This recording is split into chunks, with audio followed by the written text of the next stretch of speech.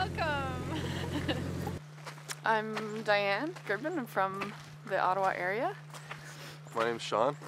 I'm also from Ottawa. Sean and I met river guiding in the Arctic.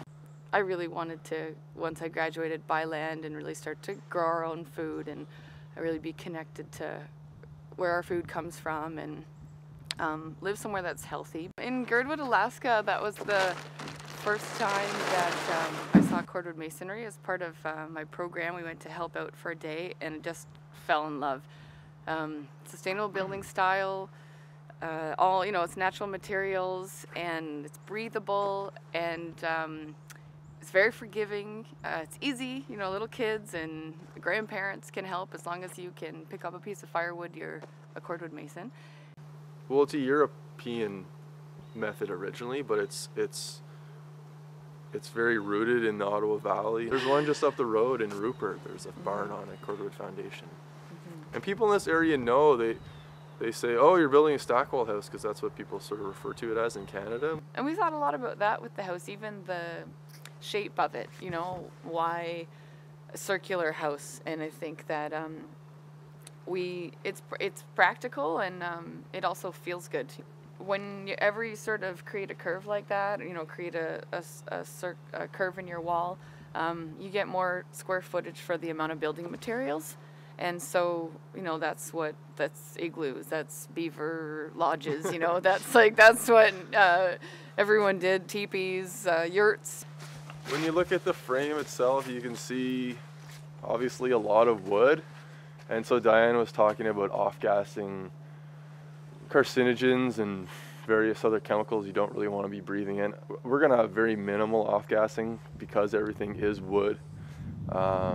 Most of the beams came from old mills or barns in the Ottawa River Valley. What else can I say? In the center, that's our beautiful center log or tree that we call it. Yeah, so essentially the center tree it starts right obviously there, and there's a big footing that connects right with the bedrock. So the center post has its own separate and distinct footing, and then that same log or tree goes all the way up to the very roof. And my brother-in-law passed away in May, and at the time he was in for having cancer the way that he did. He was in great shape. Was able to drive the truck up here and get everything. And there was one last beam he found for us that we were able to pick up just after his funeral. And so, it was a 30-foot long beam that we cut into 3, and we needed those 3 more, and then it was done. So we really have. We have his presence here too, which is really nice, so. And then bringing those, well, it was really one beam, like Diane said, that we cut into 3 pieces, and then we just loaded it in the back of our truck, and then that pretty much broke the truck. So, and Scott loved that truck, so we like to think they both went to heaven at the same time. Yeah.